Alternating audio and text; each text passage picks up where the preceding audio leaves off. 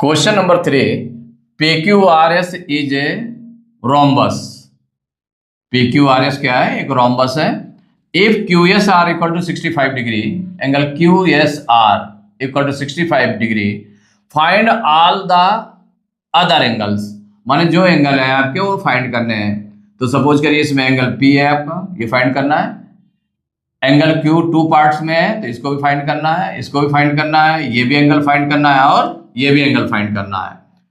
तो इसमें देखिए जो डायगोनल है, डायगोनल से टू एंगल्स बन गए ना, एक वन ये बन गया, वन ये बन गया, वन ये बना, वन ये बना, 4 एंगल्स तो ये हो गए और 2 एंगल्स ये हो गए। तो जो ये एंगल बना है तो ये कितने डिग्री का एंगल होगा, ये सबसे पहले हमको ये देखना है।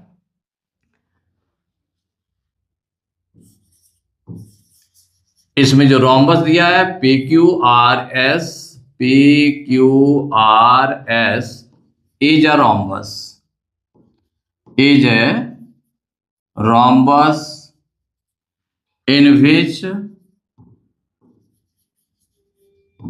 angle QSR equal to 65 degree. माने ये गिवन है 65 डिग्री। जब गिवन है तो एंगल ये कितना हो जाएगा, एंगल PSQ कितना होगा। तो अब आप इसमें जो प्रॉपर्टी है रोम्बस की वो यूज कर सकते हैं क्या, the diagonals, since the diagonals of rhombus, the diagonals of a rhombus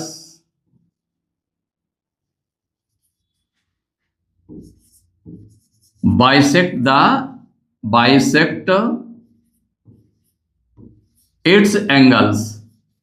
माने जो इसके एंगल्स हैं उनको बाइसेक्ट करते हैं। बाइसेक्ट माने 2 इक्वल पार्ट्स में बांटते हैं, 2 इक्वल पार्ट्स में बांटते हैं। तो जब 2 इक्वल पार्ट्स में बांटते हैं तो 65 डिग्री का जैसे ये है SQ, जो QS है आपका, ये डायगोनल है तो डायगोनल इसको 2 पार्ट्स में बांटेगा, इक्वल पार्ट्स में। तो 1 पार्ट 65 डिग्री का है तो अदर पार्ट 65 डिग्री का हो जाएगा।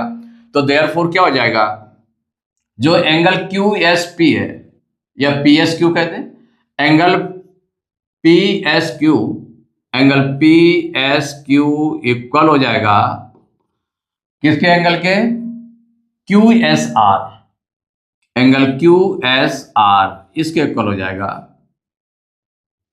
माने इसी के अकॉर्डिंग तो हो जाएगा। तो since the diagonals of rhombus bisect it's angles, angles को जो है, जो एंगल बने होते हैं इसके उनको बाइसेक्ट करता है। तो 65 डिग्री का है, इसका मतलब जितना ये एंगल होगा उतना ये एंगल होगा। इसका मतलब हो जाएगा एंगल PSQ इक्वल टू हो जाएगा एंगल QSR कितना गिवन है 65 डिग्री, तो इक्वल हो गया 65 डिग्री।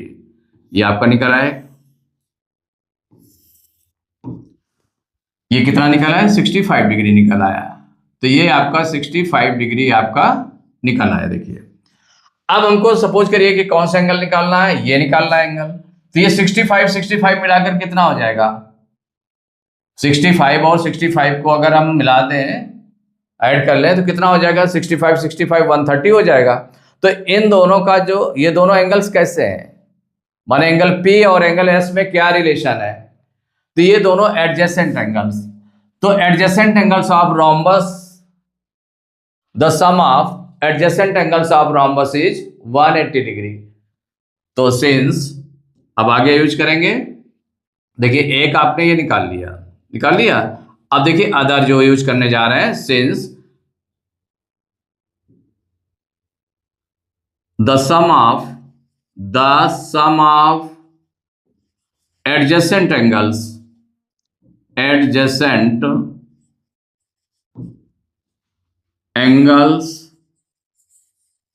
of a rhombus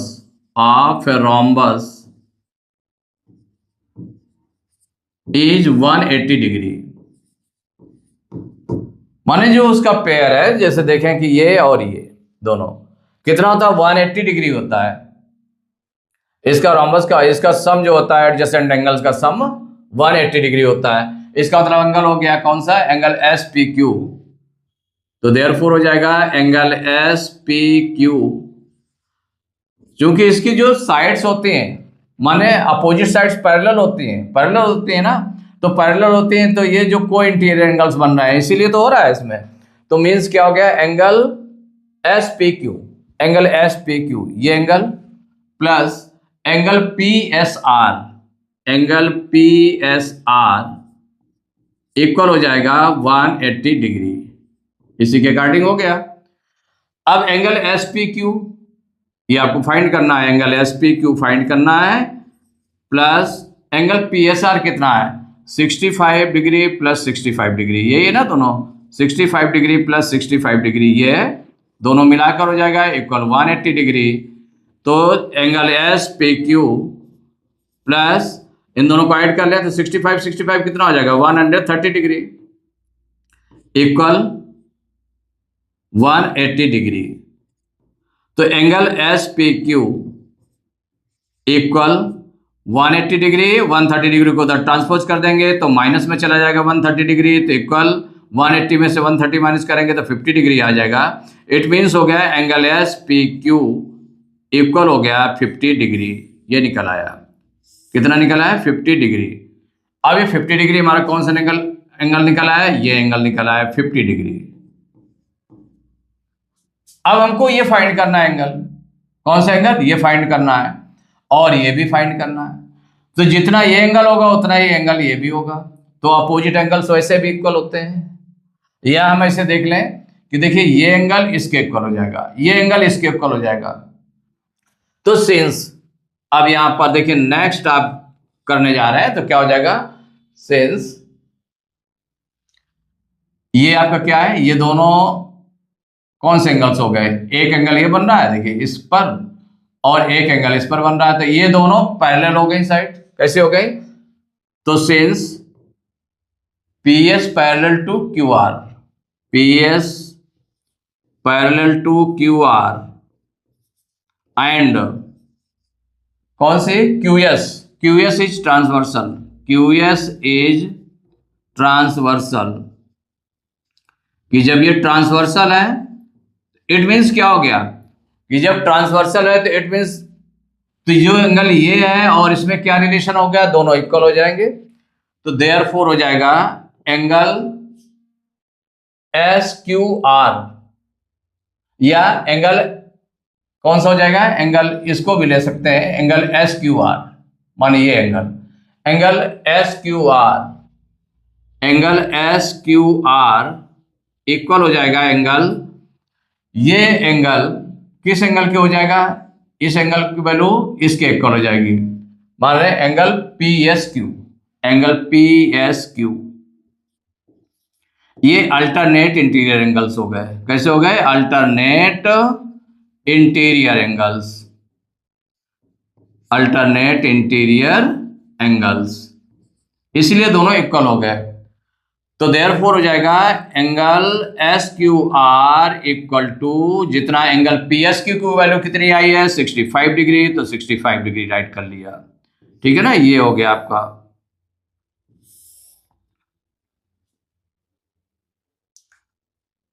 अब इसमें देखिए नेक्स्ट है आपका एस क्यू, तो ये निकला है आपका 65 डिग्री, ठीक है।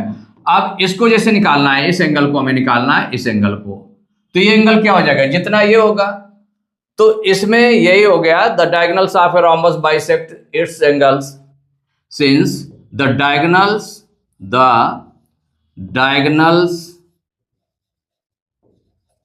Bisect the diagonals of a rhombus, इस तरह से राइट कर सकते हैं इसमें, the diagonals of a rhombus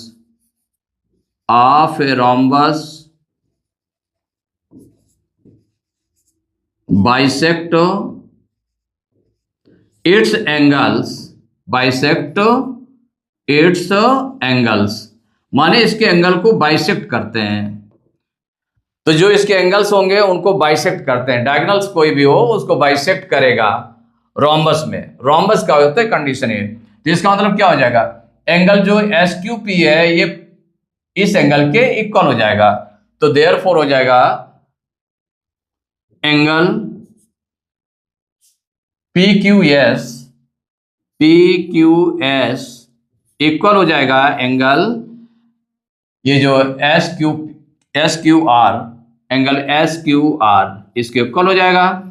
it means हो जाएगा एंगल PQS इक्वल हो जाएगा, SQR कितना निकला है 65 डिग्री, तो ये भी 65 डिग्री आपका निकल आया। अब देखिए नेक्स्ट आपको करना है, जैसे इसमें अब निकालना है एंगल QRS। कौन सा रह गया एंगल QRS रह गया। तो अब नेक्स्ट आप निकालने जा रहे हैं इसमें, तो इन दोनों में रिलेशन क्या है, opposite angles of rhombus, opposite angles of opposite, तो सिंस ये भी प्रॉपर्टी है, opposite angles of a rhombus are equal, क्या होते हैं, इक्वल होते हैं। Opposite angles of rhombus are equal, तो इसका मतलब जो ये एंगल है आपका, ये जो एंगल आएगा, कौन सा एंगल, ये तो एंगल QRS, तो देयरफॉर हो जाएगा एंगल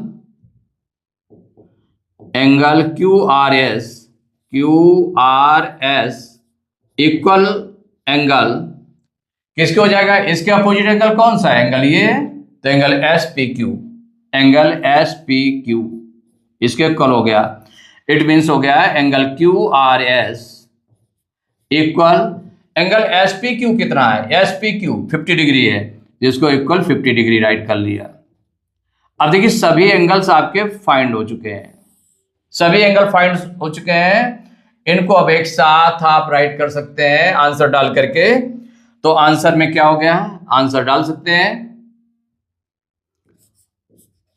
आंसर में 1 बाई 1 करते जाएं आप। तो देखिए जो फर्स्ट एंगल निकला है आपका, angle PSQ equal to 65 degree, angle PSQ equal to 65 degree. Next है आपका angle SPQ equal to 50 degree. Next है third angle SQR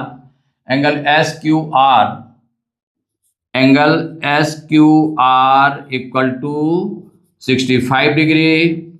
then fourth angle क्या निकला है, angle PQS equal to 65 degree. And last में आपका है एंगल QRS इक्वल टू कितना निकला, 50 डिग्री। तो ये जो सभी अदर एंगल्स थे, वन एंगल गिवन था, अदर एंगल्स आपके निकाल लिए गए, तो ये 5 एंगल्स हो गए। इस तरह से कि ये भी आपका यहां पर देखें तो ये भी आपका 65 डिग्री हो गया है, ये भी आपका 65 डिग्री निकला है, और ये कितना निकला है, यहाँ पर ये 50 डिग्री है, तो ये भी अपोजिट एंगल है, तो ये 50 डिग्री निकला है। तो ये एंगल सभी निकल आए।